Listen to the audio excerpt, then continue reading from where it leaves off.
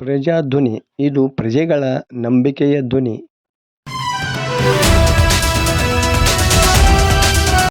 ಬ್ಯಾಂಕಿನ ಸಂಸ್ಥಾಪನಾ ದಿನಾಚರಣೆ.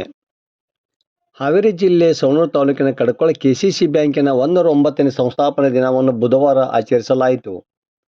ಬ್ಯಾಂಕಿನ ನಿರ್ದೇಶಕರಾದ ಎಸ್.ಎಂ. ಗಡಿಯಪ್ಪನವರ ಕಾರ್ಯಕ್ರಮ ಉದ್ಘಾಟಿಸಿ, ಪರಸ್ಪರ ವಿಶ್ವಾಸದಿಂದ ಸಹಕಾರ ಕ್ಷೇತ್ರ ಬೆಳವಣಿಗೆ ಹೊಂದುತ್ತದೆ.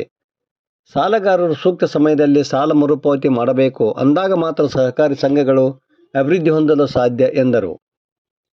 ಬ್ಯಾಂಕಿನ ಕಡಕೊಳ ಶಾಖಾ ವ್ಯವಸ್ಥಾಪಕ ಎಸ್.ಜಿ. ಚೋಟಗಲ್ ಮಾತನಾಡಿ, ಬ್ಯಾಂಕು ಸ್ಥಾಪನೆಯಾಗಿ ಇಂದಿಗೆ 109 ವರ್ಷಗಳಾದವು.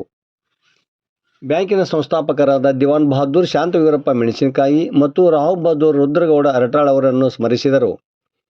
ಬ್ಯಾಂಕಿನ ಸರ್ವತೋಮುಖ ಅಭಿವೃದ್ಧಿ, ಸಾಲ ಠೇವಣಾತಿ ಮುದ್ದತ್ತು, ಮೀರಿದ ಸಾಲ ವಸೂಲಾತಿ ಕುರಿತು ವಿವರವಾಗಿ ಹೇಳಿದರು.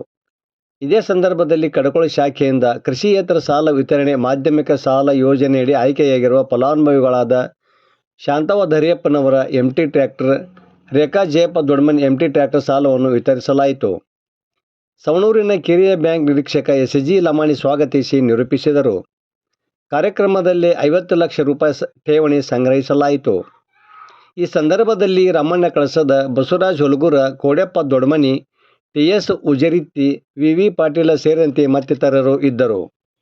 ವರದಿ ನಾಗರಾಜ ಹಣಿಗೆ, ಪ್ರಜಾಧ್ವನಿ, ಲಕ್ಷ್ಮೇಶ್ವರ.